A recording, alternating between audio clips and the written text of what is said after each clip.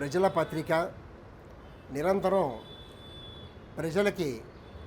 నిజమైనటువంటి వార్తల్ని, నిఖార్సైనటువంటి వార్తల్ని అందజేస్తూ ముందుకు వెళ్తున్నటువంటి నవతెలంగాణ పత్రిక 10 సంవత్సరాలు పూర్తి చేసుకున్నటువంటి సందర్భంగా అందరికీ కూడా శుభాకాంక్షలు. ఈ రోజుల్లో పత్రికా స్వాతంత్రాన్ని పూర్తిగా కాలరాచి అబద్ధాలు అనేటువంటి వాటినే నిజాలుగా నమ్మించే ప్రయత్నాలు తీవ్రంగా జరుగుతున్నటువంటి రోజుల్లో నిర్భయంగా నిజాన్ని ప్రజల దగ్గరికి తీసుకెళ్తున్నటువంటి పత్రిక నవతెలంగాణ. ముఖ్యంగా ఈ ప్రభుత్వం కార్పొరేట్ అనుకూలమైనటువంటి విధానాలను అమలుపరుస్తూ కార్మిక వర్గాన్ని పూర్తిగా అణిచివేసేటువంటి ప్రయత్నాలు చేస్తూ ఒక దోపిడీ రాజ్యాన్ని ప్రోత్సహిస్తూ పరిపాలన సాగిస్తున్నటువంటి తరుణంలో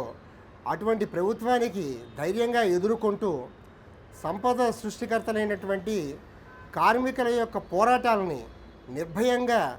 వాటిని ప్రజానీకానికి తెలిసేలాగా తెలియజేస్తూ ముందరకు వెళ్తున్నటువంటి పత్రిక నవతెలంగాణ. Post truth